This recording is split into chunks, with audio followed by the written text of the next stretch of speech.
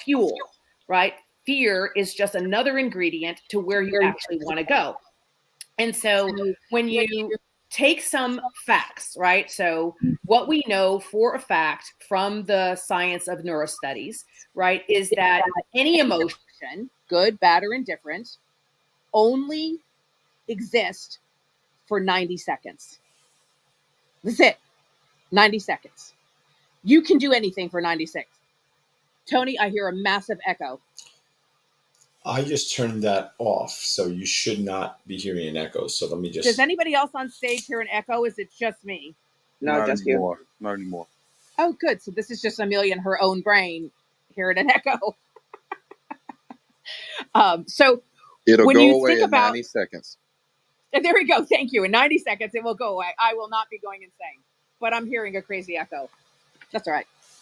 So if you can just accept that at any one time, anything that you're feeling only exists for 90 seconds.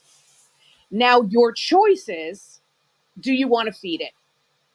So if you're feeling happy, or if you're feeling gratitude, or something that you identify as positive, you can feed it. If you're feeling something that is uncomfortable, anxiety, fear, depression, self-doubt, you're in the same position of power to feed it. If you do not feed it, it cannot grow. And it only lasts 90 seconds. Can I get an amen? Can I get a mic flash? Is this landing for anybody? Amen. Woo. So now your genius tool is when you feel fear to ask yourself, wonderful, why is it come? Why does it here? What is it telling you? Right? Because what you want to do is identify the trigger. What happened just before you felt fear? Was it a person? Was it a place? Was it a scenario? What's the trigger? Then ask yourself, when have I felt this before? Where you first felt it is the root. That is where it originates. If you heal the origination, fear changes. Is this landing with anybody? Absolutely. Yes. Absolutely. Come on. Right? Yeah. So fear is fuel.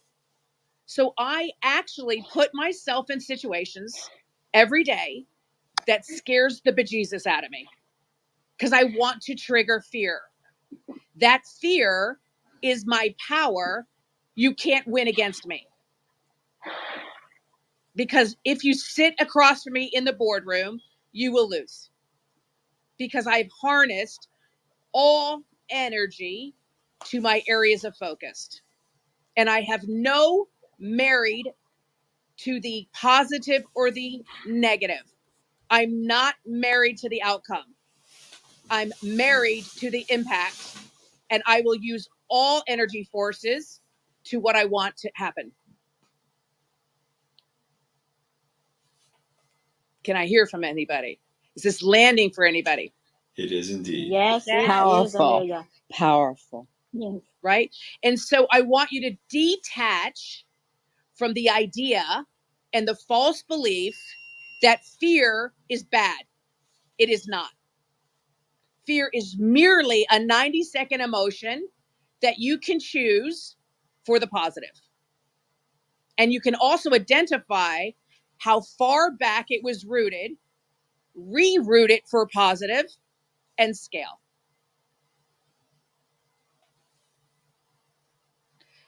What fear can do for you right now is give you clarity.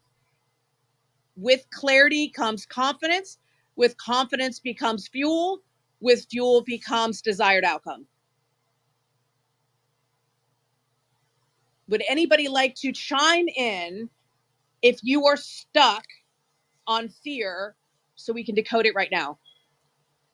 No, I think you're spot on, and I want to really kind of thank you for stopping us to kind of look at where that feeling, what feeling came right before we grew fearful, and teaching us how to be comfortable in uncomfortable situations. So no, you're spot on. Thank you so much for this. I love that comment. What I find interesting is the pattern of people who trigger my fear, because then I can associate who was that personality that I first met in my childhood. Because then I realize that what I'm facing is not fear, it's a pattern from an experience that I did not like when I was younger. So now I can reprogram with that new person and elevate every old and new experience. Does that make sense? Absolutely. Hello, That's great. TM. That's great, Amelia. Oh, yes.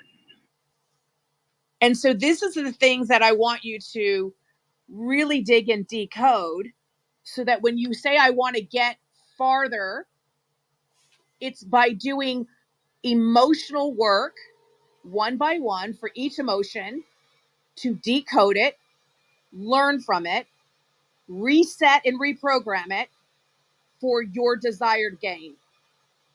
There's nothing I feel that does not work to my advantage. Nothing. Can you see the difference? It's powerful. No Amelia, I got a quick circumstance question. holds power on Joy. me because I'm in control. Deep. I'm in control of my response to emotion.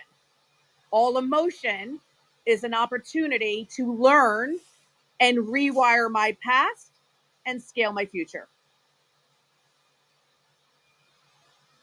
Amelia, I think that's 90 seconds.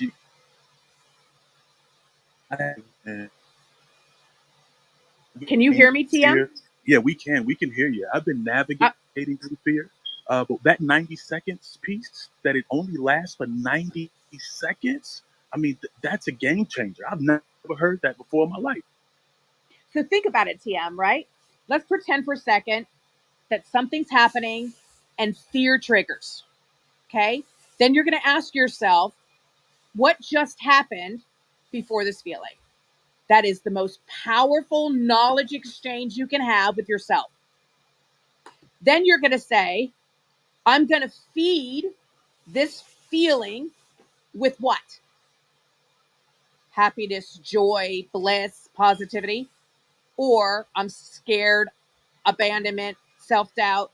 You're in control of the food.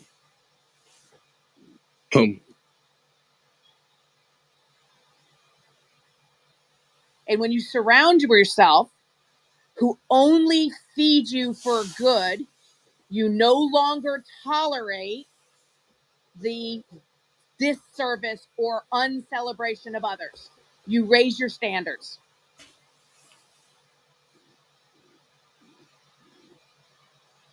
Fear Amelia, I got a quick is question. a gift. Who just spoke? It's Joy. Good morning. Joy!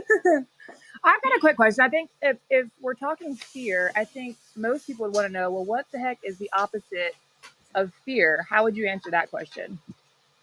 I think the opposite of fear is gratitude. I can be fearful or I can be grateful. Right? You can hook Me, I'm like, what's the opposite whatever of fear? you I'm want like, on the other side. Right? Some people like bliss or happiness or joy. I like gratitude. I think gratitude energy is the most powerful frequency you can have. So Amelia, the opposite, so the lowest frequency is shame. The highest frequency is gratitude. And for me, that's the positive, negative, shadow, and light. So when I feel fear, I feed it gratitude. Amelia, it's Mariana. Hello, and Mariana. Hello, my love. And I think I experienced those too last night, did I? Yes. We had a beautiful call last night. And so Yes. we were able to walk from your fear and doubt into grateful and building, right? And so you were able to shift in 90 seconds. It was amazing. It was incredible. And yes, fear and gratitude are related. 100%. And I'm so proud of the work that you're doing. Who Amelia, else is here? this is Kimberly, and I just want to Hi, say Kimberly. hello, good morning. Wow, powerful morning. And I just want to tell you, you're hearing pauses. It's not lack of engagement. It is actually reverence in the face of powerful truths that we're letting in. So I just want to let you know that it needs to breathe. So that's all you're hearing from us is we're receiving. I also want to thank you for what I wouldn't have thought about as a powerful substitute or tandem when we learn about fear and love, which I believe it's fear or love. But hearing you say gratitude, because I don't always know how to turn that into love. Like, what does that mean in the alternative and to choosing that? But I can more easily see my pathway to be grateful for the moment, to embrace the teacher, to embrace the universe teacher, and whoever is in front of me or whatever's in front of me. So I just want to thank you for the power of the right words to help you find your way to make the choice that will empower you. Thank you. I so appreciate you, Miss Kimberly. And so for me, and just me, love does not work for me on the opposite of fear. And the reason for that is I can be grateful for an experience, I can be grateful for a person and not love them. Many times I can love something and I need to let it go because it does not serve me. Gratitude always serves me. Yeah, Amelia, I hear the difference. It's actually a very real difference. These are not semantics at all. Thank you. Amelia, it's Dr. Suki. Hi, Dr. Suki. I have a very different definition for fear for me. Fear for Go me for is not anything related to what you're saying.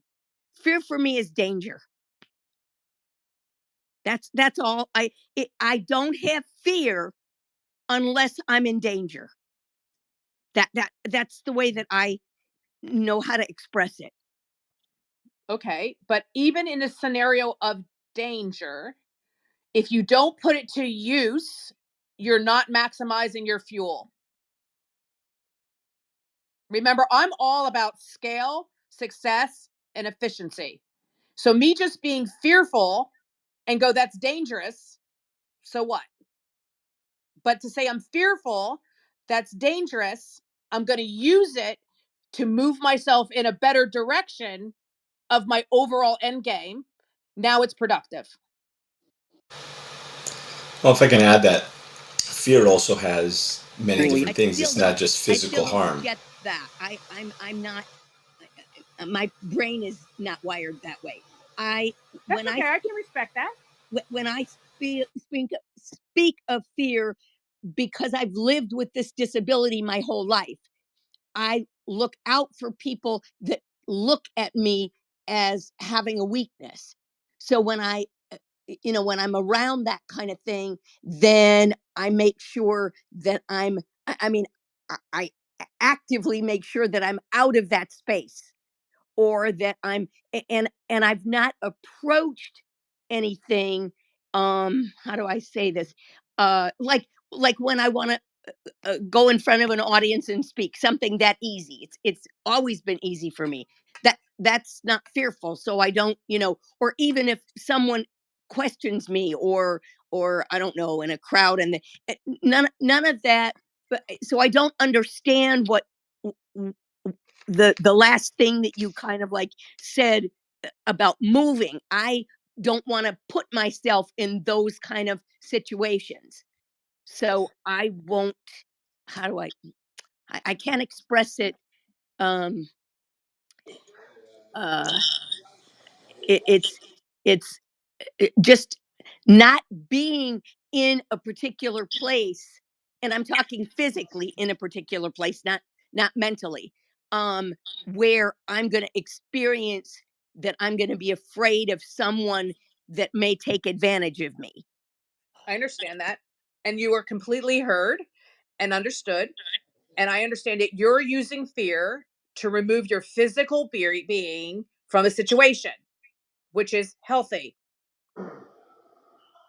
So Amelia, this is Corey, Hey, Miss and Corey. hi. I feel that I understand what she's saying, but fear does have a tendency to freeze us, and that fear of danger is slowing down our ability to be able to come up with the resolution of what we need to do to get out of that situation. And so, if we can exercise or practice the tool that you're trying to teach us right now, that we could use that in being able to more quickly find a way out of that feeling that is causing us to understand if we're truly in danger or if we can have a resolution of getting out of it. Correct. So fear Amelia. gives you an opportunity to take a moment of pause. When you pause, you're assessing the situation and you're saying, is this situation outward, meaning something's really happening? There's a tiger. Or is it inward and I have created the imagery of a tiger? Does that make Amelia. sense? Amelia. Yes, sir. This is Tarico. I know exactly what you're referring to. Throughout my life, I kind of one of the things that I kind of train my brain to do is whenever I am, as the example that was just used, I'll use back in college, walking on campus late at night. It's completely dark. I would do that at night on purpose to go into my fear and allow myself to privately process what you're talking about, process outcomes for me and what I would do. I would go through the resolution in my head of when you say being thankful and gratitude, it would be gratitude for me to be in those situations for me to understand what my response would be. Feel the fear, do it what's needed to be done anyway, right? So go into the fear, process through it, and what is your plan of execution, irregardless of what you feel. And even some nights I would walk down the street late at night in some dangerous places. But for me, it was to not avoid the fear, but to be in the midst of it. And I'm a big guy, so I don't advocate for everybody to do that. But I would go into those situations for me to process. So now being older, anytime I'm in a fearful place or I feel the fear, I know fear means plan for me. And the gratitude is what you said, recognizing that there's an opportunity for me to grab concept and to learn and grow in the fear. Yes. And to understand what you're feeling, right? And Exactly. why, right? Exactly. So that's where there's a lot of myths, right? So if I walk in this neighborhood, I'm Exactly. not safe. Versus if I work in another neighborhood, I am safe. There's no data. That's your assumptions. Is debunking the myths of the Right. environment or what So you're experiencing. I'll tell you a quick story. I like to tell my Snoop Dogg story. So, and we're going back in time. So now I'm old. So bear with me. I was out a speaker. I was in my early 20s, right? I was in Vegas and I didn't realize on this that I could have gone home earlier. I was at the event, the people are drinking, there's a party, blah, blah, blah, blah. It's now 1 o'clock in the morning. and I knew I had to take the stage again in the morning. And so I was like, I got to go to bed. So now I am in a typical wrap dress, hooker heels, dressed to the nine, standing at the elevator bank, waiting to go to like the 40th floor. The elevator doors open, and inside are 4 black men. I go to lean in and I pull back. And they looked at me and they said, "We don't bite. Just because we're black doesn't mean you're not safe." And I took a pause and I walked into the elevator and I turned around and I said, "Do you think I stopped and hesitated because you're black?" And they nodded their head yes. And I said, "No, sir. You are 3 men, one huge 6'7" massive individual. I walked into the elevator for 4 men. I don't care what color you are, I'm going to hesitate." The little man in there was Snoop Dogg. He said to me, "Thank you so much for what you just said." And I said, "Sir, thank you so much because you opened the conversation. Because I never would have known that you thought I paused because of color, and you wouldn't have known I paused because you're men." A learning experience that changed my point of view forever. What we think is not what's happening. If you don't lean in when you're feeling something and ask yourself questions, you will always live in the myth until you get honest dialogue to say, what do you see on your side? What do you feel on your side? Why are you responding that way? And give me an opportunity to have dialogue with you. Neither one of us will grow. But if you'll be honest and I'll be honest, we both become better humans. Does this land for anybody? Woo! Yes, Yes. Big absolutely. time, Amelia. Yes. Let's Yes. go. Let's go. Expose Yeah. it. Amelia, I love your share, but I'm Just look. I can't hear Suki. oh, I said I loved your share. It was really important that you shared that. And I'm trying to, I think of when I was a teacher in school and I see this child and she's big child and I asked her for a hall pass. And instead of the hall pass, she flips me a switchblade and she's going to cut me up. And I happened to scream, and my partner, my teacher partner, came down the hallway, and he actually took the knife away from her and took her to the office. And my kids heard what happened to me, and they said, "Miss Stone, we will take care of you. You are safe with us. We'll never let anything happen to you."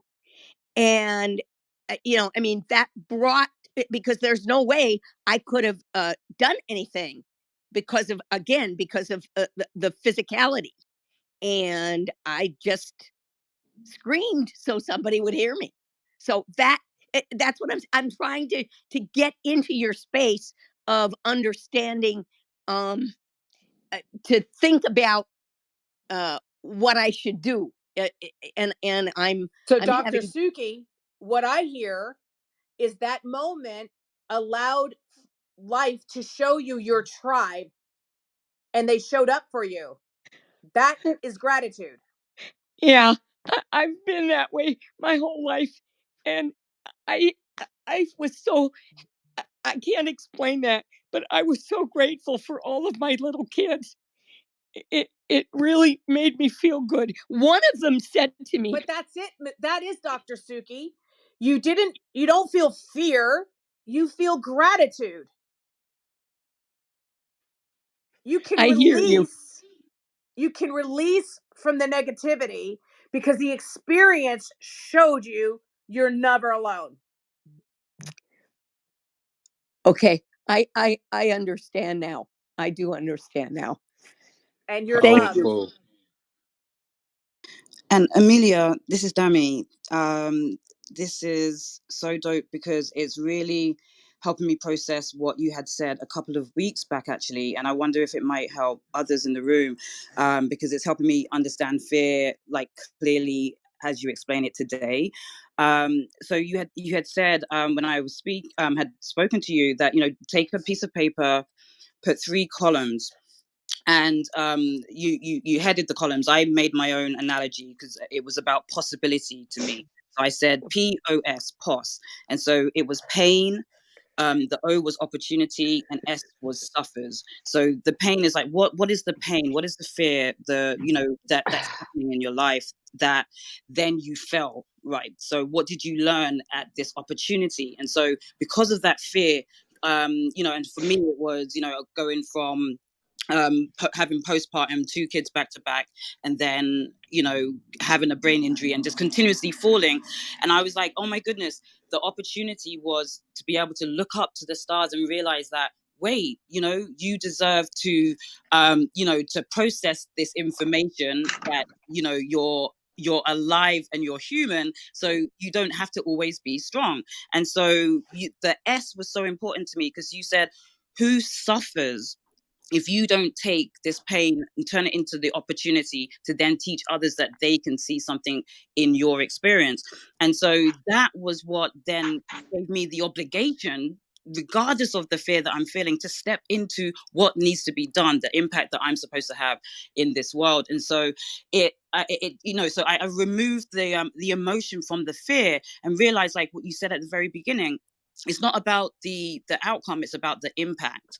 And so, I mean, maybe that might help. I don't, but it's helping me process now that when you're talking about fear, I'm like, yes, because at the end of the day, I'm going to feel it.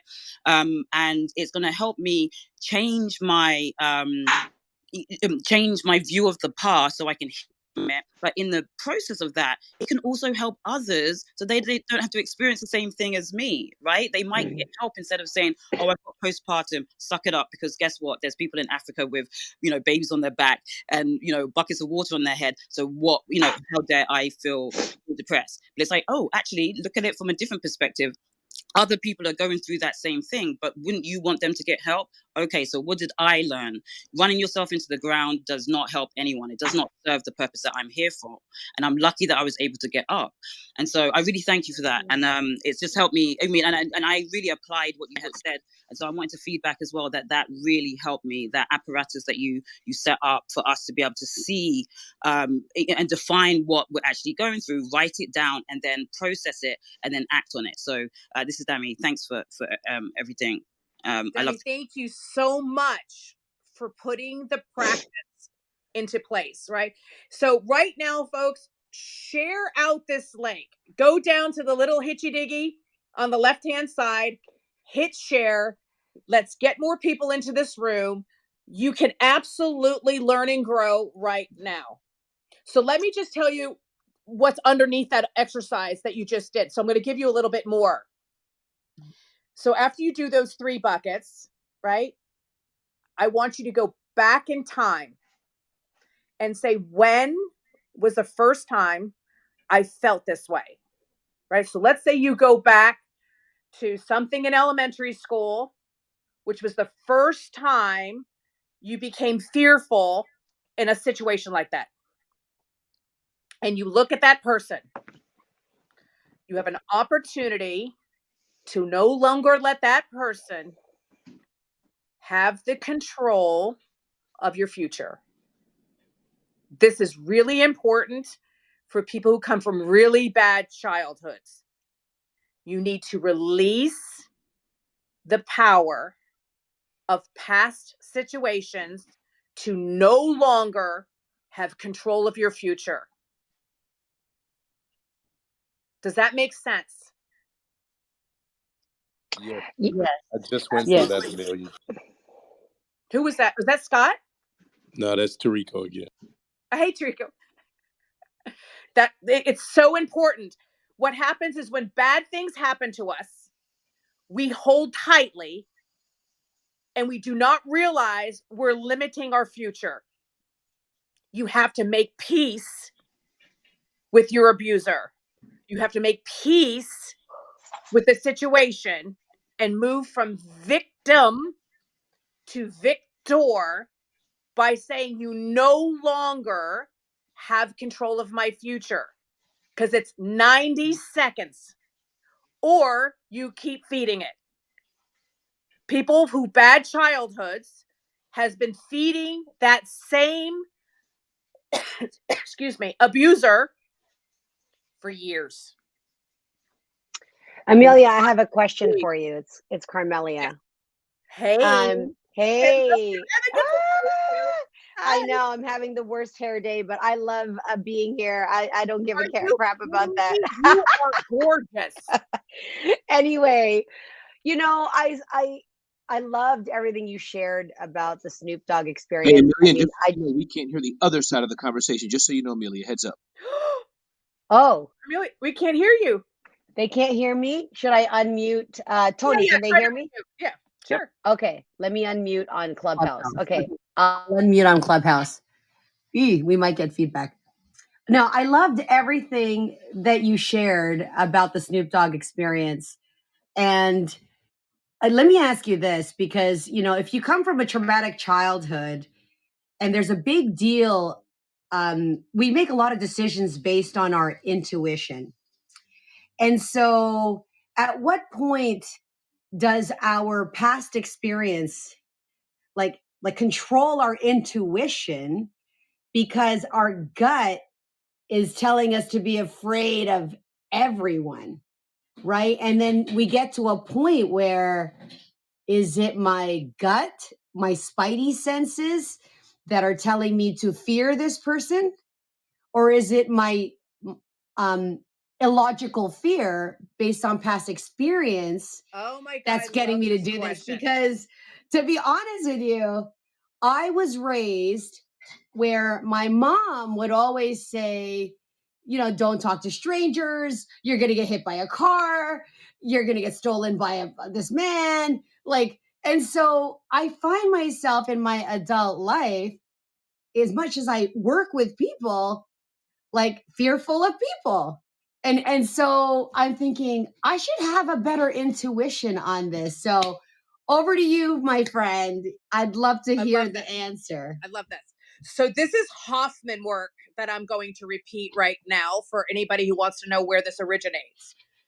So when you start to decode your feelings, what you're going to remember is most of what you feel was put there by somebody else. And I give you the Brussels sprouts analogy. If your family did not like Brussels sprouts, they never served them. They just told you they were yucky. And so you believe with conviction, Brussels sprouts suck. You have no real experience, right? And so it's not your feeling. That is not intuition. That is programmed. So you have to literally keep a little note of what are you feeling? Where did it originate? And when you go, where did it originate? If you don't have your own data, it's not true. Right? So if I say, I don't like Brussels sprouts, and I go, I know this because I've had them grilled, I've had them steamed.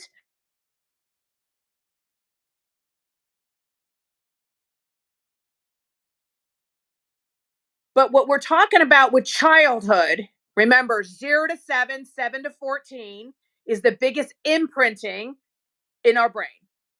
So you were told, and I don't know what it is, but let's make it really tall, big men are dangerous. Really? Have you not met a small man who's dangerous? Have you met a woman who's dangerous? Have you met a situation that's dangerous? That formula holds no weight. That's not intuition. The other thing is to identify where you feel this. Everybody pay attention. When you feel something in that like digestive stomach area, that's fear. When you feel something in your heart, it's intuition. Where do you feel the emotion? Does that help anybody? Absolutely. Yeah. You know, Hey, Amelia, it's Norman. Can I chime in? Hey, Norman, yes. Yes, thank you. Listening to you, what you said, fear went back when you were a child. Just, I can't. I love you, Norman. And you're not alone. You're one of my favorite people. I can't talk about it. Sorry. That's okay. But what you're feeling, I want you to think about, where do you feel it? If you feel this in your gut, it's not yours. Somebody else put it there. Which means you can release from it and grow stronger. can I add something, Amelia? Yes, sir. Is that Ramon? No, it's Tony. Tony. God, I can't get anybody today. So a couple of things. First of all, Norman, just kind of breathe through that. One thing that I just want to go back to what you were saying about going back to your childhood and thinking about Hey, that. Tony. Yes. Tony, I don't mean to interrupt you. You are a little bit low though. Okay, how's that? Can you hear me better? Yeah, I'm okay. That's a little bit better. Maybe really good. All right. What I wanted just to share is that when Amelia said go back to your childhood, first of all, there's a big portion of this is going to be about forgiveness. As Amelia had mentioned, forgiving the situation, forgiving the person that hurt you. And there's a 5 steps to forgiveness that I'm not going to get into now, but it is about really forgiving where you are and being grateful for where you are now and forgiving where you were in the past. The important thing about going back and to that point of that, when you're that inner child, that vulnerable state, it's really important to just go back there with love in your heart and have that conversation with that child. Have that conversation with that little 2-year-old or 4-year-old or 8-year-old that we all have. We've all got some experience, and when you go back, have that conversation. Tell them that that you love them. Tell them who you are. Tell them that it's you from the future, and then just tell them that everything is going to be okay and it's all going to work out. And that's how you can to start to remove the emotional, the intensity of the memory, because it's about removing the emotional intensity. It isn't about forgetting the memory. You know, because they say if you forget what happened, you're likely to repeat it, right? If you don't pay attention to history, even your own, you're in that danger. So it's not about forgetting the memory as much as it is about removing the emotional intensity, so you can speak to it, speak from the scar, not from the wound. So let that little child know that they're loved and that everything's going to be okay. And you're there from the future. You're them in the future, and you're just come to tell them that everything's going to be okay, and they're going to make it through all of it, to give people hope. Because when we go back and we think those moments, we remember how hopeless we were, and that weakens us, puts us in a weaker state. And life, my friends, is not about really being fearless. It's about fearing less, right? It's about doing it anyway, and just fearing a little less today than you did yesterday, and doing that inner work. And it really does come from the forgiveness and letting go, and have that conversation with that inner child. And that's a process that is not that complicated, but it's a little bit more than my just speaking now for a minute or two on that. So I just want to add that. The other part of that is being able to go through the gratitude chain, right? Meaning that, people who know me, my childhood is the worst horror movie you can possibly imagine. I really shouldn't even be here. But when I go back to release from the experiences, it does not mean that the pain did not exist. It did. But the pain is my greatest asset, because it makes me have such a big heart to identify with so many, right? I'm approachable because I was abused. So with Norman, his emotional intelligence, his beauty and softness in the way he loves would never exist if the first part of his life didn't happen. So when you start thinking about, well, you don't understand, Amelia, because X, Y, or Z happened to me. The X, Y, and Z is attached to your greatest asset. It happened so that you could have the ace and to deliver the work and the purpose that nobody else can, because they did not live your experience. Does that make sense? Amelia, I'm fine now. What it was is that I put people in my childhood before me than myself. And what had happened, it got me into a lot of trouble because I didn't self-protect myself, thinking to help them had to be acceptance for me to go forward.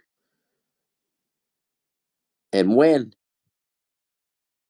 I saw this through Hal here in Toronto, was a professional years ago who's retired, and he said, "You're a great guy. People will see that. But if you keep putting people before you in that, you'll get pushed back." And it happened to me. And it happened too many times that I went through 2 marriages, have 2 beautiful kids now, but want to give them the non-fair life.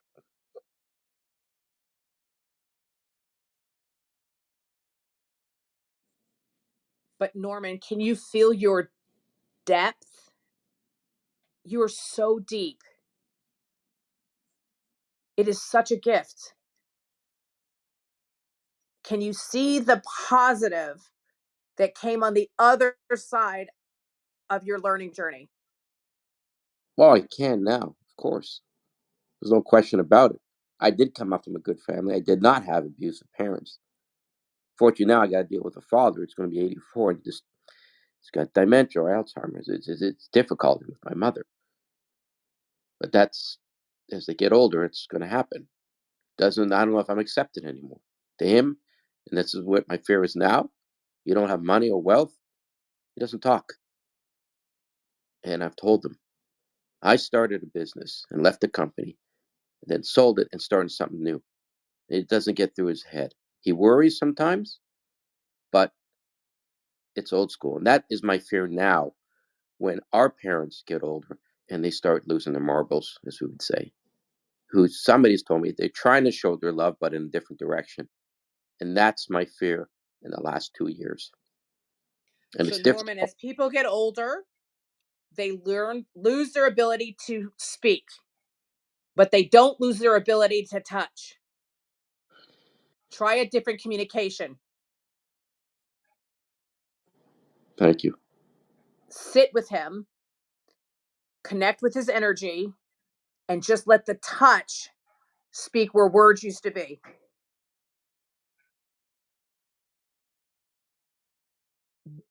Can I take any other questions? Is there anybody else who'd like to jump in? We've got about 8 minutes, and I want to serve you. This is Hey, Yvette Amelia, it's Searson. Kareen. Oh my goodness, I don't know who went first. Coach Paul, I'll go after the first person. I just wanted to say Okay. you are freeing so many people, Amelia Antonetti. This is Yvette Searson. Thank you so much. And thank you very much for being here. It's important to all of us. Hey, Amelia, it's Renee. Hello, beautiful girl. Can you hear me? Can I go after Renee? I can.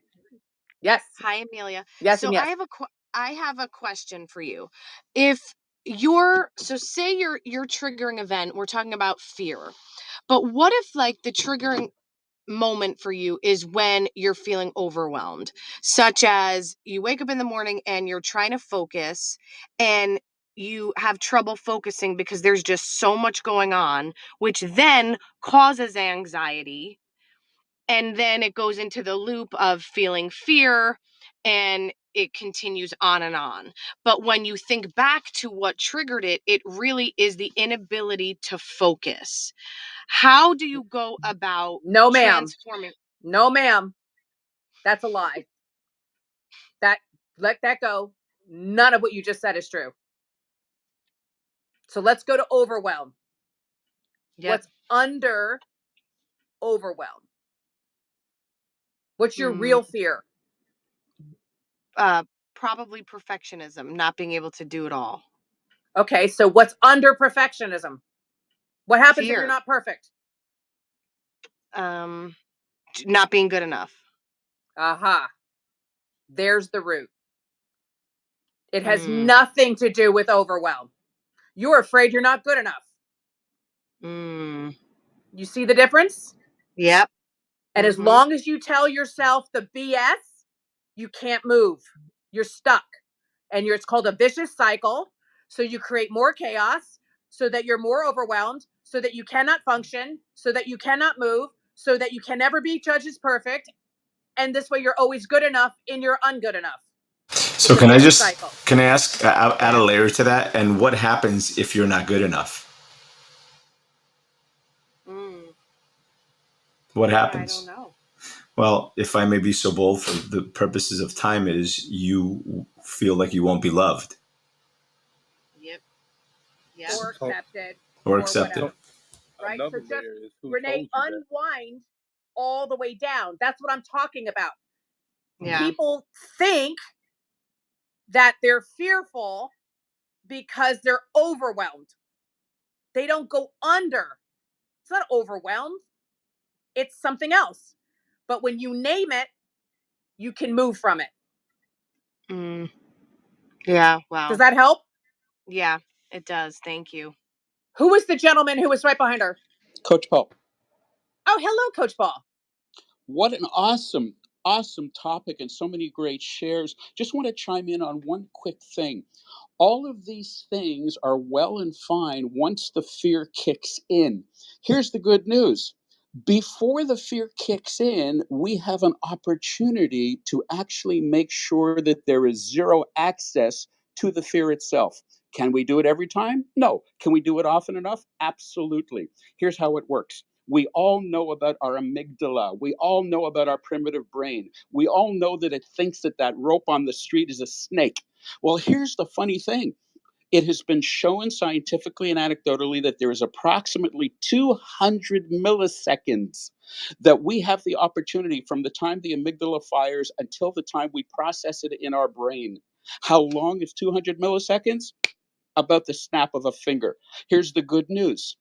The access to the fear can only happen when we allow it to be accessed. What does that mean?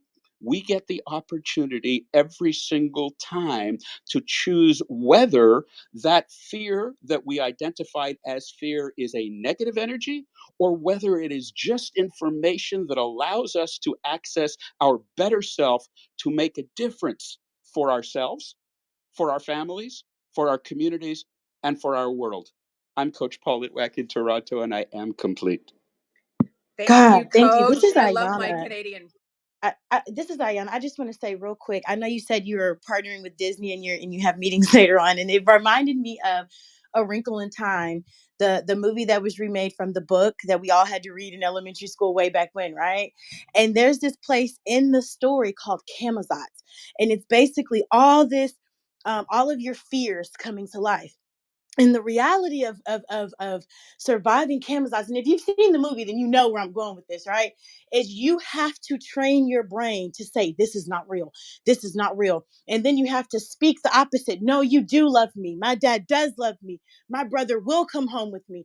And what you're doing is you're fighting off the evil spirits of Camazotz, and you're reminding yourself that what your brain has created in your mind to think is real is not real. Like, this is such a moving conversation, and I really appreciate it, because you guys have gotten my energies just all kind of right. But it just reminded me of A Wrinkle in Time and how she got back home, and she got back home with her dad, who she was searching for years, who everybody spoke negatively against. She got back with her brother, who Camazotz kind of controlled for a little bit, right?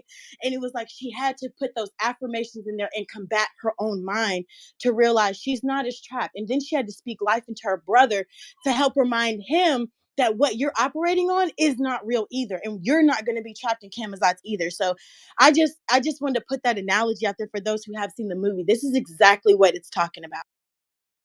I love that quip it all kind of right. That is, I'm going to use that somewhere. That's perfect. Thank you for participating. Thank you for everybody who's here. Please click the link for the Genius Challenge. We have amazing things coming. I'll see lots of you in Vegas, March 31st and April 1st. Please click the link. I appreciate it. And I'm going to turn it over to the amazing David Meltzer. Oh, hello, everyone. How are you? Thank you so much, Amelia. I'm so proud of you. And I love the Genius Key and the Genius Platform, and because you're a genius. My definition, by the way, Amelia, of genius is the expression of God, which is something I think of when I think of you. So thank you for sharing and helping so many people, not only personally, but with your company. I love it. And it's so exciting to be here. I'm one of your million. I'm one of your million out there. Yeah, you are. Empowering others to empower others to be happy. The incredible Amelia Antonetti. I'm so blessed to have known her for so long and so blessed to have her in my life. Welcome, everybody. We have today, I believe, the side of bacon's here. Jakey Bakey, welcome to our BYOQ. So I want to spend the hour just answering questions, hot seat questions, any topics that you're thinking about or wondering, please let me know what you're thinking, what you're doing. But before we get started, let me turn it over to the incredible Jake Fleshner, the Jakey Bakey. Jake, you here? I am here, and happy Friday. Thank you, Amelia. Fantastic. So good. Hello, can you hear me? Hello. Okay, I still have that crazy echo from the whole entire last hour. Oh, you're supposed to be ringing. So Amelia, I have no idea how to get rid of the echo. Which clubhouse room are you in now? I'm in with Carmelia and Kimberly and Tara, Carrie. I'm over here. So let's mute you on Clubhouse for right now. Okay, I'm mute. So can you still hear me? I can hear you. Can we hear on Clubhouse? Can you guys hear Randy, Kimberly, Dora Maria? You can mod a few other people. That would be awesome. Okay, I'm going to mod people right now. No, you can't. Randy, you've got to mod people. Do I have the power to mod other people? Yes. You are the only one with the power. Then I don't know how to do that. You're like He-Man. Click on any one of our profiles, and then you'll see make moderator. Click on Tara. Click on her face. You're like He-Man. I have the power. Yes. There you go. Tara's got some power. From the North Pole to be a moderator. All right. So we are still streaming on Facebook and YouTube, everyone. So we are live on Facebook and YouTube still. So for those of you that are listening on YouTube and Facebook, thank you so much for joining us. This is the first time that we're coming live and streaming on multiple platforms. So if you're not hearing some things and there's some things that really aren't flowing as smooth, do be patient with us.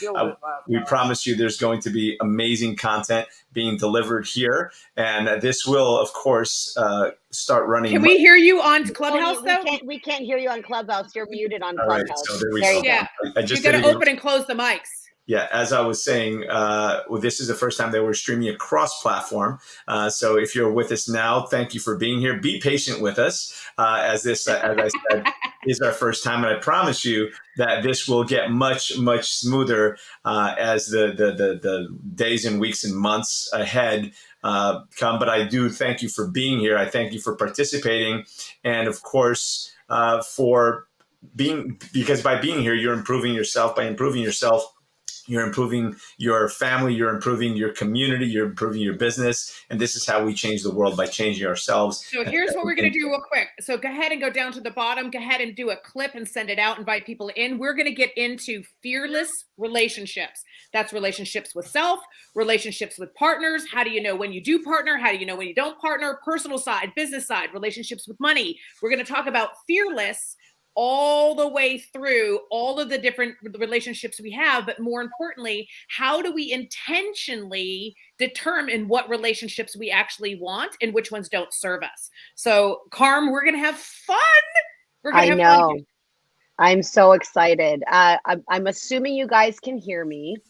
And okay, we're all good to go. Great. So excited to have this conversation. And you know, I want to build the room, right? I want to build Yes. the room. So I'm trying to get people to, I'm trying to do that at the same time. We got one share. Yeah, Thank no you, worries. thank you. Let's Right? share, guys. Hit that ping sign. Carmelia, your mic on Clubhouse is a little low. I'm not on Clubhouse. That's Tony is just, I'm speaking through Tony's avatar right now. Right. So I've got the volume all the way up. So for now, until we figure out a better way, we'll project our voice a little bit more. To your point, Amelia, yes, good. We have 3 shares. That one share that you saw was mine. So everybody that at least right now that's on stage, we however many we have on here, looks like we have 12, 15 people. We should have minimum 15 shares. So everybody that's on stage, hit that little recycle button on the lower left-hand corner. Let's let people know that we're in this hallway. And of course, also hit that little plus sign and invite people individually, text them, put it on social media. This is where the magic happens, my friends, because relationships is where it's at. The quality of your relationships will determine the quality of your life. And can somebody post it in the brother sister G100? Peggy just was like, where's the link? So let somebody go in the back chat to make sure that the brothers and sisters know we're here. And I will tell you that this is the number one question that I get. Carm, I know you know this too. I get questions like, when do I know to partner? When do I not know how to partner? How do I set the guidelines for partnerships? How do I know how to kind of create the community where there's more than one partnership going on at the time? How do I know when it's positive? How do I know it's negative? This is what I hear all the time on the backside, because people are stumbling on, do I say as a solo, or do I kind of merge my life with somebody else? And then how do I do it? How do I do it so that it's positive, both personally and professionally? And then, so this is like today, I really want to dive into the fearless topic. Yes. Of how do you do fearless living in a partnership, right? There's a poem that says something like, as long as I am I and you are you, together we can be us. But if you can't be you and I can't be I, there will never be an us. And so the difficulty is when you have 2 people with big lives who have big ambition, how do they become a partnership without one of them being basically gobbled up and then just become a definition of? Or how do you do it that it's not just a parallel relationship and there's no longer any intimacy? So I prepared something on the topic of how to love fearlessly. And this is just a few things that I think are important on the romantic side. But to be frank, any partner that you're looking at, romantic, professional, whatever collaboration you're doing, I really believe that these tips can translate into those relationships. And so I'll run through them quickly, and then I would love to open it up for your feedback, Amelia, Tony, everybody's that's with us. And one thing that you did share, here's the tip that I want to start with, is not buying into your stories. And so we all have these stories about love that often aren't true. For example, the story that you're not good enough. No one's ever going to love me. For that matter, no one's going to think I'm smart. Nobody's going to want to do a collaboration with me. And those are not true. I mean, not necessarily true, right? I think it's important that you have to focus on what is your story. As you said, where is the source of that fear? What are facts?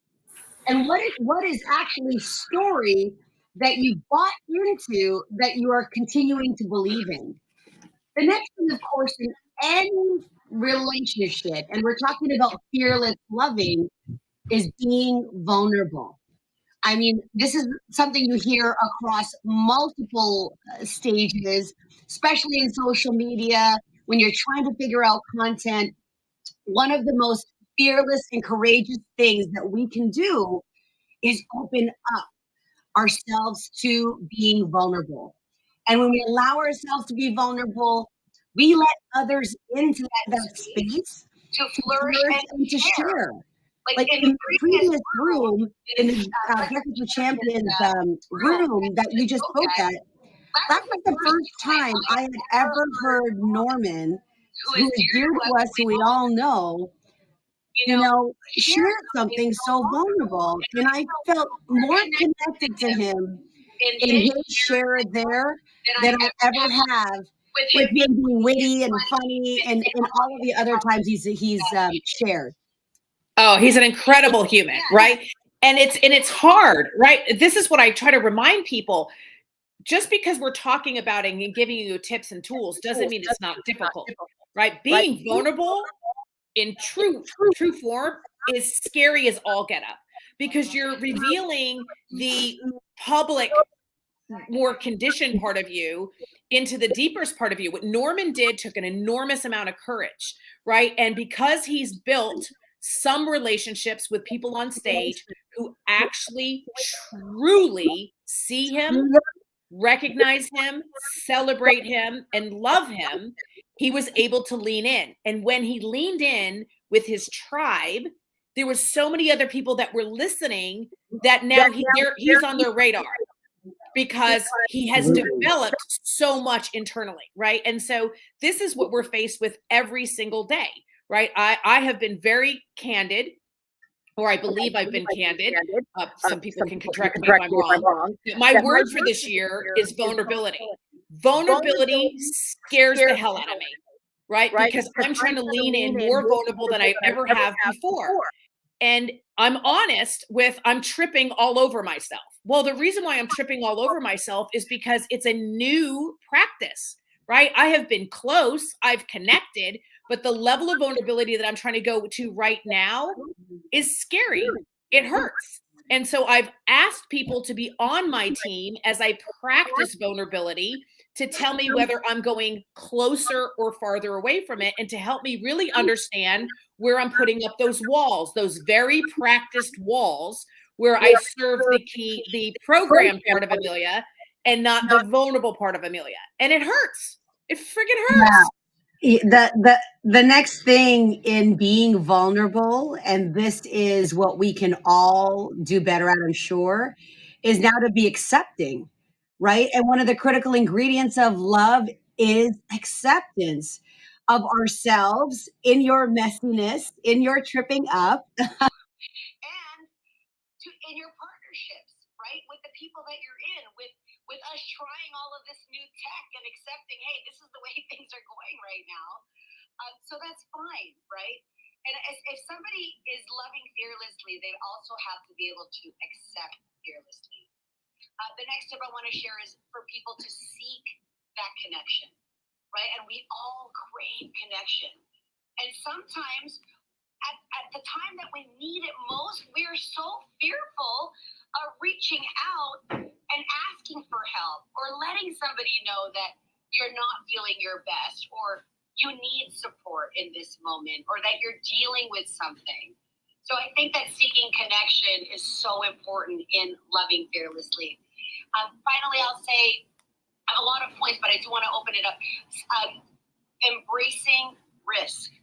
If we're not willing to take risks, this is in life, in love, in business, in health sometimes, doing something new, trying a new diet or exercise. Some people might not think it's risky, but for some people, doing anything new is fear-based, right? Because they're comfortable. Anytime you can step out of your comfort zone and try something new, that is a risk. So I would completely embrace that. You actually talked about that in your previous segment, about doing something every day that scares the bejesus out of you. I would love to know what those things are. And I think I do that unintentionally, but I love the fact that you're putting intention into doing something that scares you. Okay. So do we want to take questions or hear from people? Yeah, let's take some questions. Let's take some questions and open up some banter. Yay. And Norm, I'm loving on you right now. I want you to, I am literally loving all over you. We're talking about how incredible you are. so, so, so, so proud to call you a friend. Thank you. So Amelia, this is Tarico. I just like to start with this, that one of the things in that room I said that I had to confront, I literally, maybe 4 weeks ago, had to confront something from my childhood related to poverty and money. And it brought me to a conversation that I needed to have with my mother. And so in tears, I called my mom to have that conversation and that dialogue.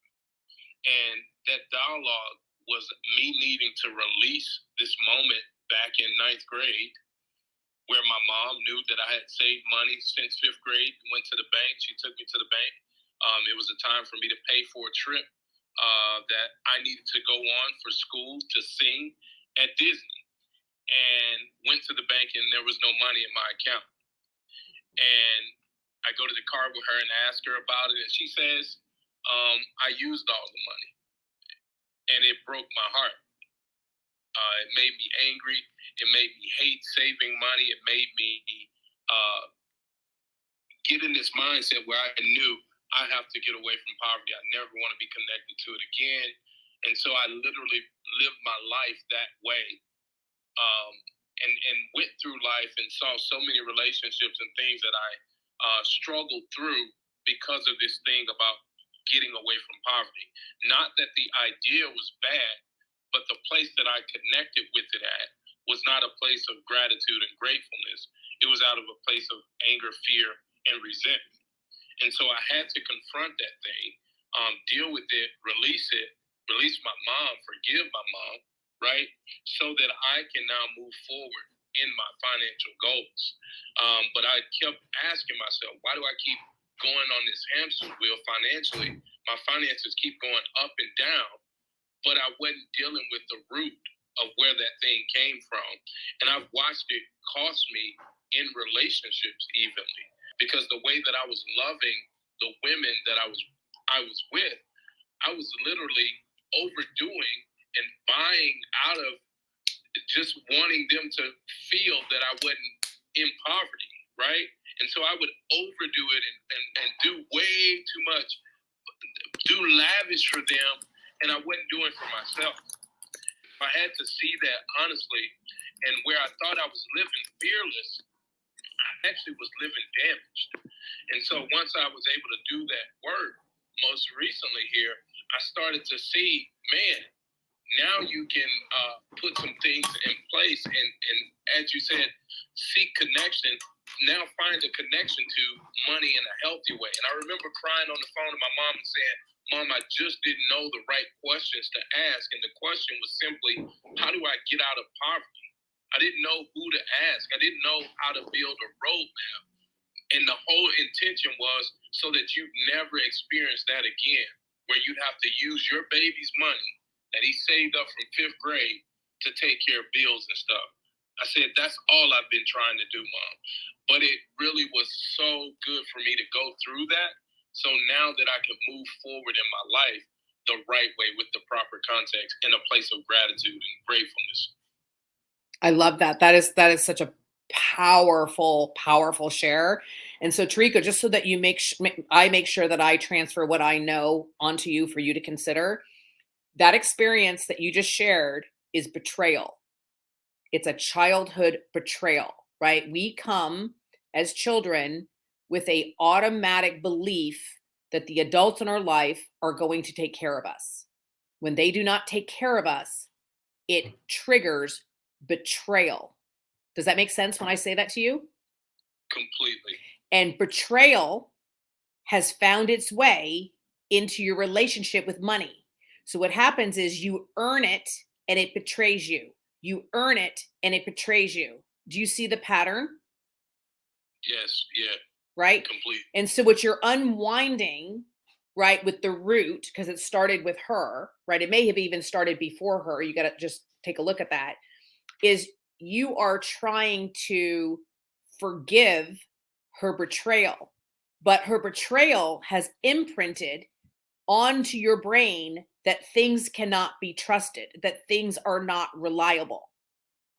And so that is the work that you need to do, because remember, the way you do one thing is the way you do everything. So if you start building on your relationship with trust, and you start building on your relationship of reliability, what is it you need to see from Amelia for me to earn that I am reliable from you, for you and for me, because I have the same yucky childhood. When you come from a yucky childhood, what people must understand about you and everybody else is that those fundamental keys must be earned, and earned repeatedly, because when our imprinting is bad in our childhood, we test all the time, right? That you are still reliable, that you are still, we test over and over again. The healthier your childhood, the less often you test. But for me, I test trust all the time. Just because I trusted you yesterday does not mean I can trust you today. Are you with me? Amelia, that is so true. So true. And that's, you know, I want to add to that, you know, as a child, I think you mentioned, were you 7 or how old were you? Well, you unpacking that helps me see in my new relationship. Like I've been actually processing mentally just the last few days. Like I say this often, that trust for me is earned every day. Right. So here's the conversation. This is how it kind of goes. Something like this. Right. You and me, Tariko, right? Amelia, you're a new person in my life. I value you and I really want you in my life. And so there's an invitation, but I'm inviting you into something that's going to require work, and the work may not fit for you. But what I need is I need trust. This is how trust shows up for me. Now, this is, I'm guessing, Tariko, I don't know. If I text you and you don't text me back within 24 hours, that tells me I can't trust you. If I reach out and I ask something of you and you do not deliver, it tells me I cannot trust you. If I say something to you in confidence and you share it with somebody else, it tells me that I cannot trust you. You have to define for the people that you value, in the invitation to come into your life, what the rules of the game are, so that you set them up to win. Because I will fail if you don't tell me you're expecting a 24-hour response, right? Because I may think it's 48 or 72 or within the week. So you got to set the rules of the game so people can win with you. But if you don't communicate it, I'm guessing. Does that make sense? Complete sense. I appreciate that, because that's something that I've continued to see. When I do define what I need to people, then most relationships have success, right? I'm successful in those places. Or you give me the opportunity to share, right? So I go, listen, if you require, right, because it's your life, your design, right? If you require for me to remember your birthday, I'm going to let you down. I'm going to tell you right now, I don't remember my own birthday. I barely remember my kids. It isn't something that I'm good at, because I've chosen other things that are important, right? It's not on my priority. So if you need me to come to a Tupperware party, if you need me to remember your birthday, if you need me to be the room mom, if you need me to, I don't know, hang out at Starbucks, right? And have coffee once a week, that isn't who I am. And so it allows us to have clarity on your expectations and my expectations, so I can agree what I can and cannot do.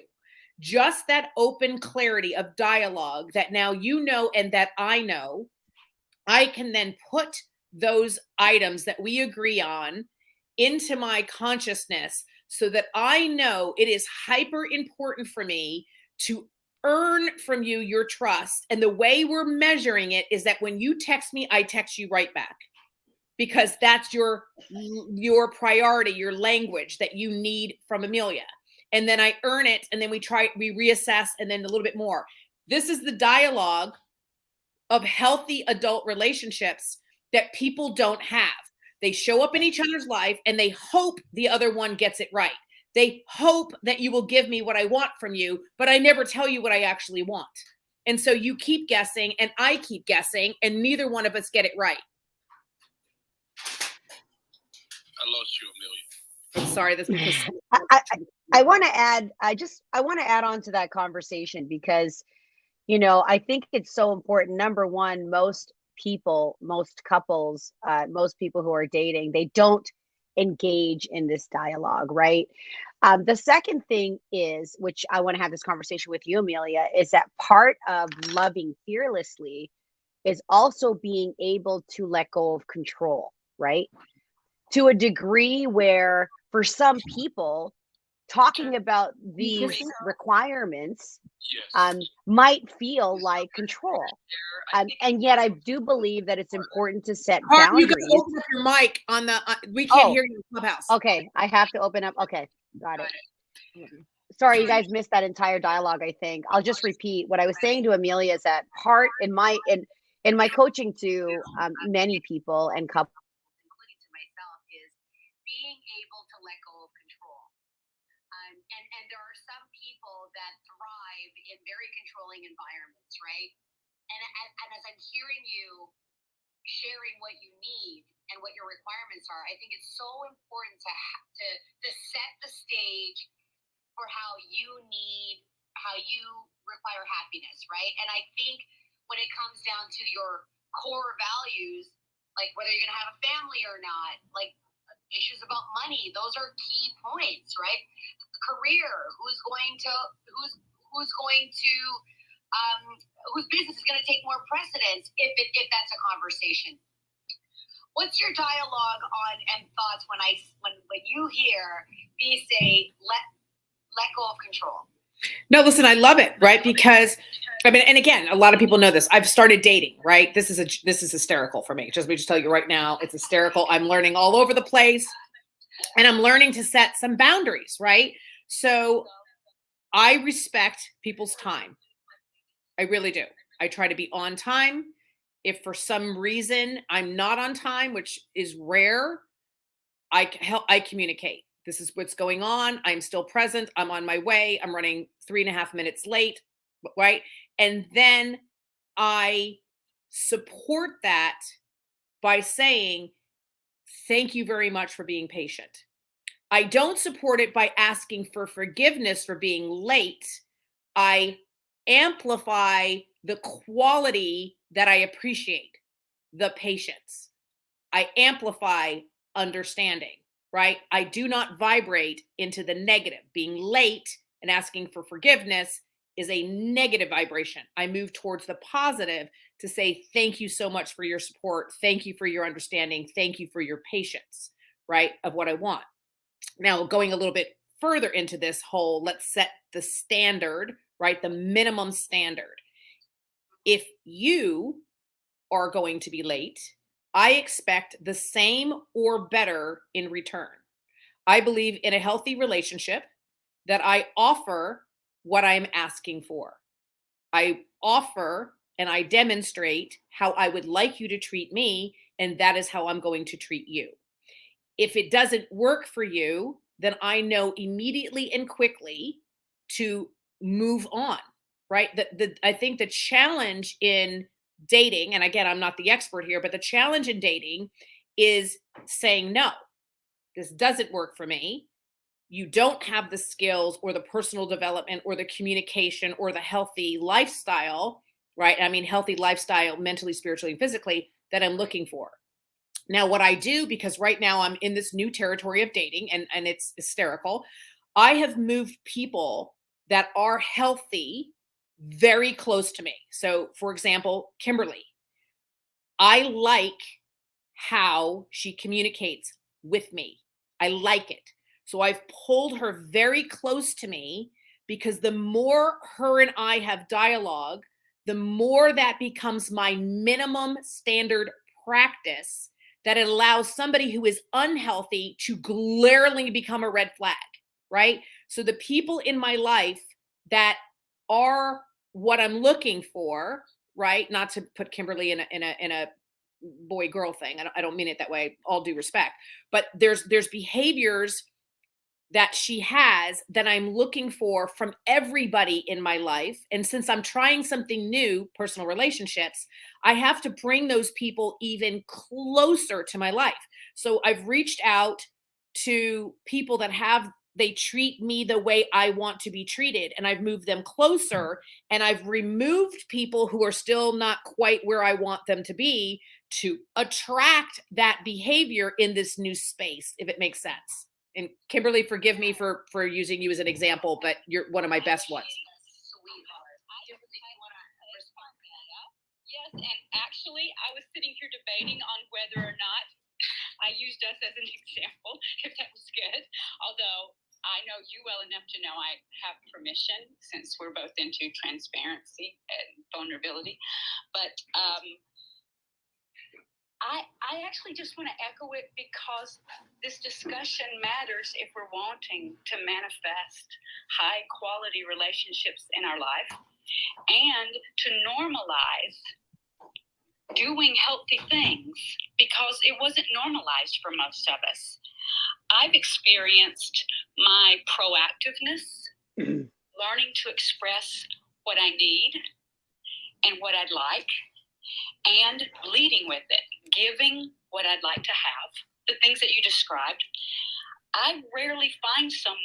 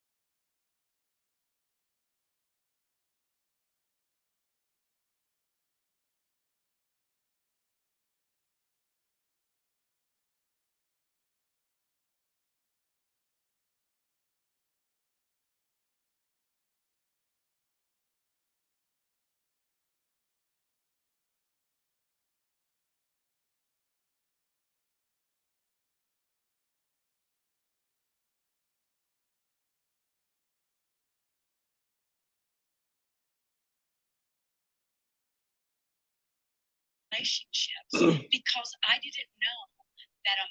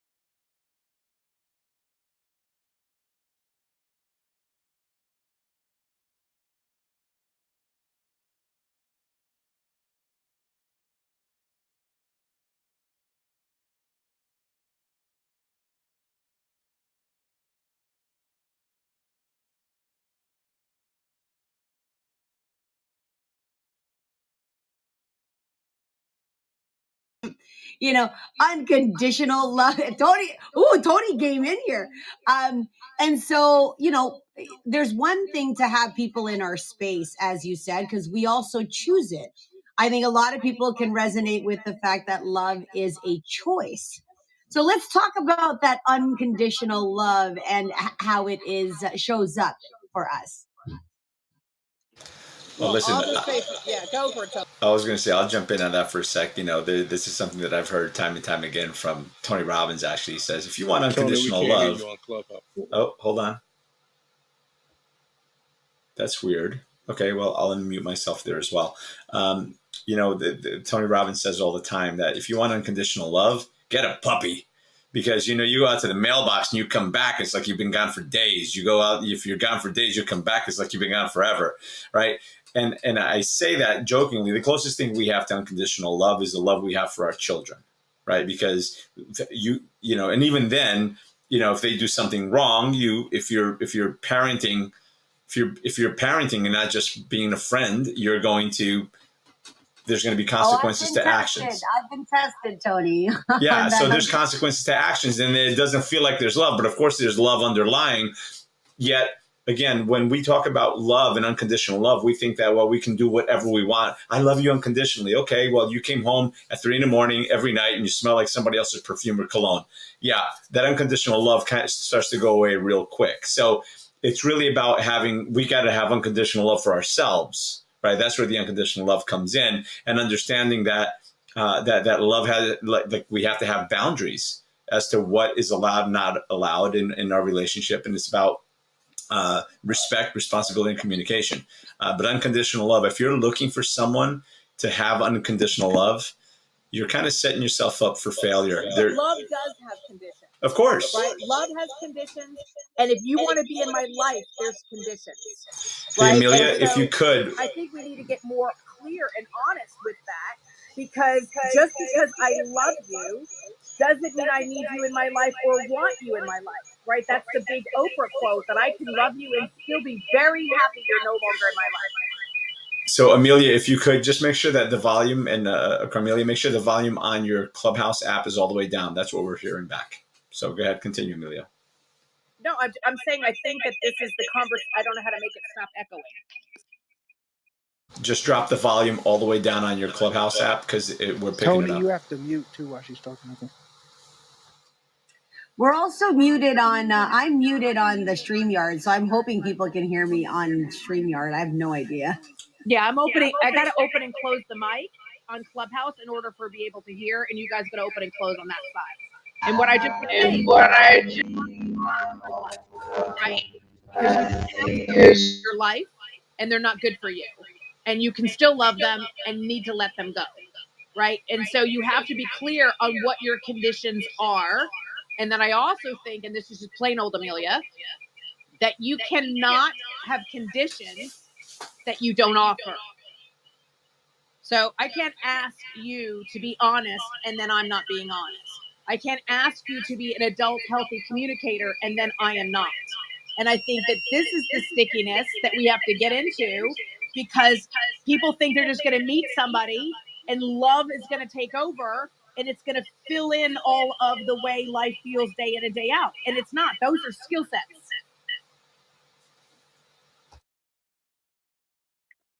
Amelia, may I speak? Yes, please. Well, first off, I just have to say I'm probably your biggest fangirl when I heard you first speak, and how you share and what you've trained, even taught me in the short period of me knowing you on about being a behaviorist. I didn't know that was a thing. So much clarity to life, and so I want to thank you for that.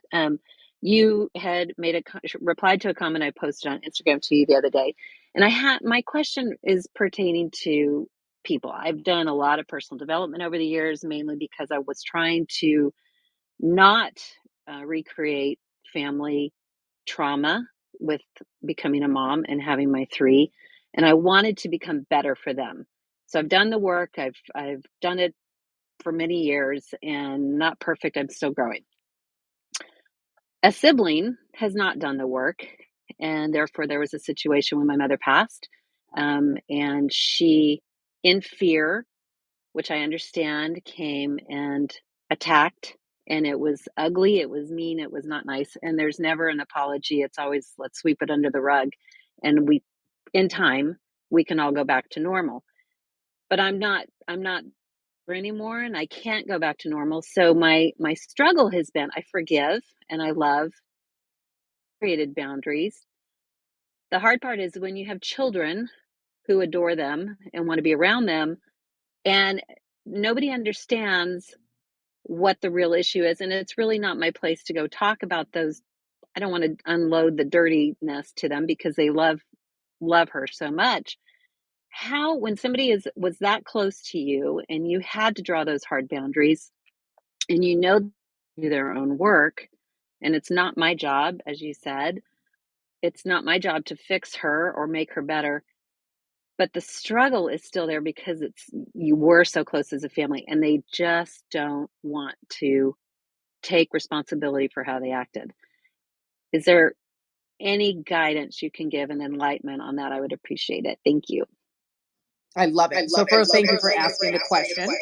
And so I want to divide this into two areas, right? I am hearing a huge echo, Tony. Yeah, that's got to be something on your side because it's only when you come on. Okay, so no echo now, but you're also muted. So unmute on StreamYard and see if we can still hear you. Just leave yourself muted. There you go. Just unmute on StreamYard and speak now. Can people hear me on Clubhouse? All right. Yes, we can. Okay, great. So yeah, you're live on Clubhouse. So Lisa, I want you to divide two different things, past and today, right? So I'm gonna address the behavior part of it. Two categories. Tony, you need to unmute. Oops, sorry about that. Go ahead, continue. Okay, so Lisa, we're gonna break this into two categories: the past, and then where we are today. So let's work with where we are today for just a second. Does that work with you? Can I break it into two categories? I'm sorry. You asked me a question? Yeah, I'm saying is I'm answering what you just asked me, and I'm breaking it into two categories. The past, which is something between you and your sister, and where we are today, right? So that I speak very specifically from a behavior standpoint on past and where we are now. And I want to make sure you're following along with me. So I'm with you. Okay, so now let's talk about today. Very objectively, for your children, I want you to list on a piece of paper the value that she brings to your children today, with absolutely no information about yesterday. Just what does she bring? It could be that she's just fun and she makes the best cookies and whatever that is for today. Can you do that? Yes. Okay. So that is all that she has earned. That's it. She doesn't get any more leeway to say, and I'm just going to make this up because I don't know her, right? She may be somebody who's a lot of fun and does activities, but she has not earned the right to be a substance mentor or a living example of financial freedom and healthy relationships and all that stuff. She just may be fun aunt. That's it. So now you put boundaries and guidelines for your kids, because they're kids and you're the adults, on how they interact with just fun aunts, because that's all we do together. It's just fun and nothing more. And you put the boundaries into the other areas that she hasn't earned. The second category is the older category that has more history between you and her. And this is where that open, honest dialogue comes into place to say, hey, listen, Lisa, I just want to let you know, it's probably on my side, but my feelings are still extremely hurt from some of our history. Now, I know that you would rather just pretend it didn't happen, and I can respect that. But I need you to know that I have some unresolved feelings, and I'm ready to go there to heal them when you are. But if you're not ready to go there, here's how my behavior is going to be a little bit different between us so that you know what's happening. I'll have you over for Christmas, maybe the dinner before, but I'm not going to have you in this intimate, maybe the present opening, because that's a step of vulnerability that you haven't earned. You can be the, Disneyland aunt for my kids, but when we're talking about what schools they should go to or how we combat bullying, that depth you won't be part of. You need to allow the conversation of where you will and will not allow her based on her choices. Does that make sense? Totally. And so you're giving her the freedom to go deeper if she so chooses, but she's also in full awareness of what you will not do because of the unresolved issues. So your kids today get some interaction, which is just the fun part, and you remove them with the boundaries on the part that's damaging because she's a damaged individual, and a totally separate category if and when she's ready to do the healing work from your unresolved issues. And you have to keep it on your side. It's your unresolved issues. You don't know what's happening on her side. So true. That is such a, yes, the way you phrased that it gave me a lot of insight into approaching it differently. And I have basically set up boundaries and I've approached her and said, when you're ready, we need to talk about this. But I like how you phrased it in bringing how I will behave around her or when I will be around her. I like that approach and it makes so much sense. So thank you. You are more than welcome. That's exactly what this room is for behavior modification tools. That is my gift. I can give them to anybody at any point in time so that you can see which ones work for you and which ones don't. It doesn't mean I'm the end all be all, but I have a lot of tools that I can share with people to put into practice and for you to see what's on your side and what's on her side. You just have to communicate that your feelings are hurt, or you feel abandoned, or you feel betrayed, or you feel whatever it is that you feel, and just say, I'm ready to go there if you are. And here's why my behavior is different, because I have an unresolved issue. And people who love you and respect you will lean in and go, wait a minute, I don't want any unresolved issues between us. Let's set a time to go through and work through it. It doesn't mean that I'm going to agree or that you're going to agree, but we're going to work through it so that you're heard and you're making progress. Here's what I learned, Amelia, because I would advise. The audio sounds weird. Only to me? No. No, Yeah. you're correct. Yeah, Carmelia, your sound is so wonky. Okay, hear me now, or is we try and fix it? I don't know. It sounds like a really bad matrix. That's right. I'm like, I'm not even sure what happened right there. There we go. So let's take another question while Carm comes back in. You want to try again, Carmelia? Hello? No? Okay. I had to take my headsets out. I put my headsets of it. Really? It's bad. Okay.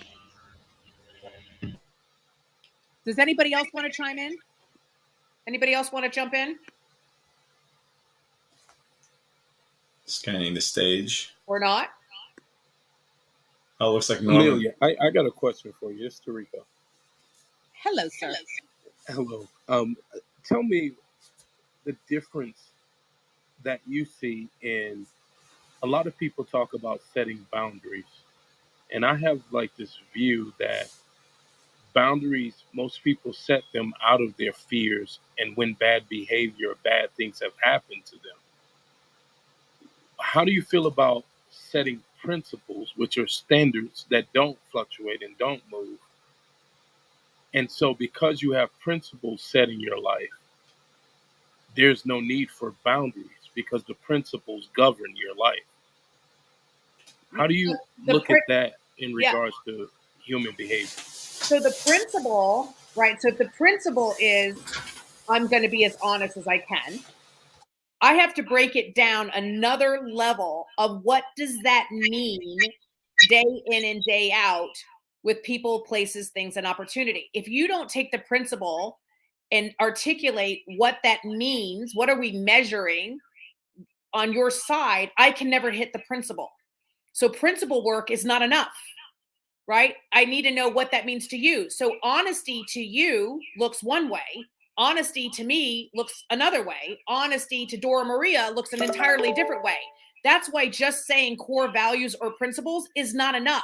What do you mean? What evidence are you looking for in feelings, words, and actions? And now I can say, oh, I get that's what you mean for your principle that we both agree on. We both agree on honesty, but it doesn't show up for you like it shows up for me. And that's okay.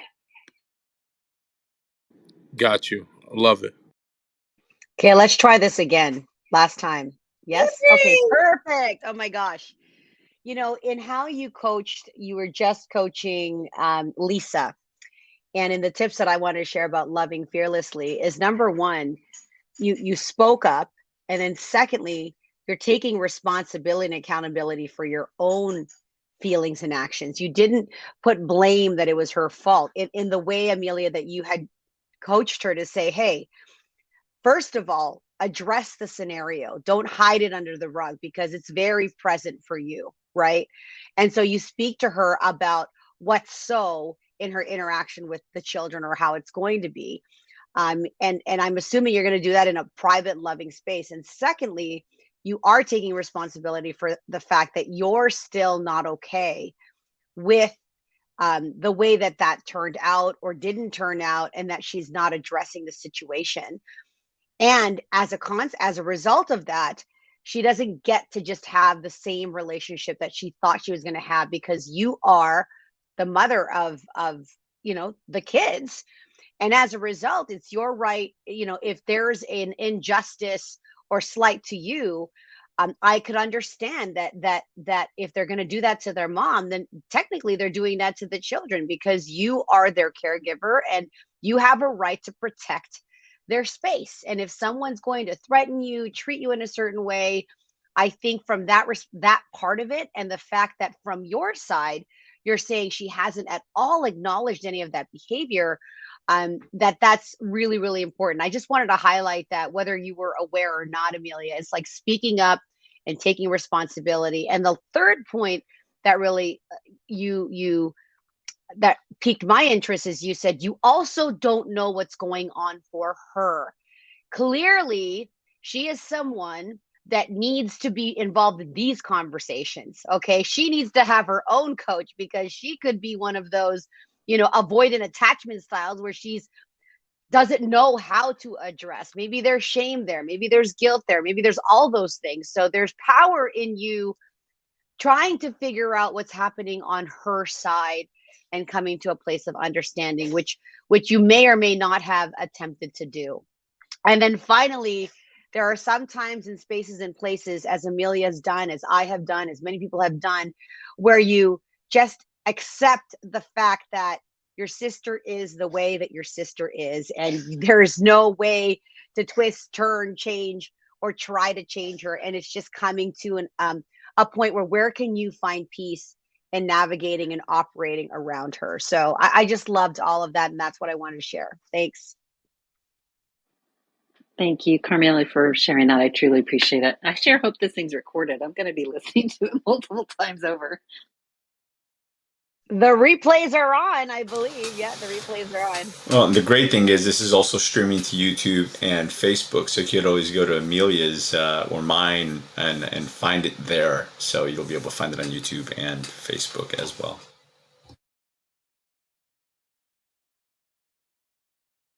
I'm just answering some stuff in the back chat. Any other questions that we have before we go over to our amazing guest at 11 o'clock? I'm so excited from American Idol. Talk about fearless living. She is the bomb when it comes to that. So is there any other questions in the 6 minutes we have left from Hey, it's Norm. Hey, Norm. Yeah, I'm okay. So I sent you a message on your Instagram. When you can, read it later and we'll talk. I got to get going out. But thank you for everything. I guess I'll jump into Absolutely, Norm. Yeah, I'll just jump into what we're talking about here is loving fearlessly. It really uh, to love fearlessly means also to open up your own heart and be willing and vulnerable to getting hurt. And only when you choose to love fearlessly will you ever experience the love you truly long for and you're truly seeking, because you can only accept love to the point that you love yourself and you're vulnerable enough to let it in, meaning you've got to love and being open and willing to have your heart broken, right? Because there is love in that intensity of love that you're looking for. Also, it's in that edge of that dangerous edge. So there's a lot to be said of that. So again, it's not about being fearless. It's about fearing a little bit less each and every day as you grow and fall more in love with yourself and with your significant other and with your friends and your family and your team member, because there's love, by the way, in all of it. And I don't know if it was you, Amelia, that was saying it. There's love in every relationship. Obviously, it was you, Amelia, because you said, you love all your friends. You're only intimate with one person, but you love all your friends. So there is the level of love and commitment that you have to the people that are really close in your life. So just fear less, right, when you go out to love, and know that that in order to really experience what it is that you want, you've got to be willing to let go of what you have. So back over to you. So I think what's going to happen, I think we're going to pin the link to go back to the interview so that we can make sure we're in the room to welcome our guest. And I believe that Randy's going to do the introduction to our guest. So for the people that are listening here, first of all, deeply appreciate you. You are going to find Carmen and I here every week, and we're going to go under a key that is needed in order to have healthy partnerships and relationships. Everything from partnerships and relationships with money to partnerships and relationships in the business community, what that means for investors, what that means in your personal life, what that means with your kids, especially as they go through the different phases of life passages. And so you're going to find us here. We're going to get better every week, and we are completely listening. So if there is a topic you would like to hear from us, please DM Karma or I, and we will make sure that we hear you and dive into it just as much as we're trying to dive in today's fearless topic. So I appreciate you. And can somebody pin the link? Thanks, everyone. This was Somebody amazing. Already did. Yes, and I just want to remind everyone that you can, of course, join us here on Clubhouse at 9 o'clock, 10 o'clock, and 11 o'clock every Friday. Of course, that's Eastern. And of course, you can always find the replay, not just on Clubhouse. You could also go back to Facebook, either mine or Amelia's, or the YouTube channels, and you can watch the replay there. Join us there as well. So appreciate you all. Have a beautiful rest of your day. Ciao for now. And remember, my friends, that life is not just about how many times you fall. It's about how many times you get up. And every single time you fall, you have the opportunity to learn. When you get up, you have the opportunity to grow. And every single time you fall, you have the opportunity to get up and grow. So see you guys.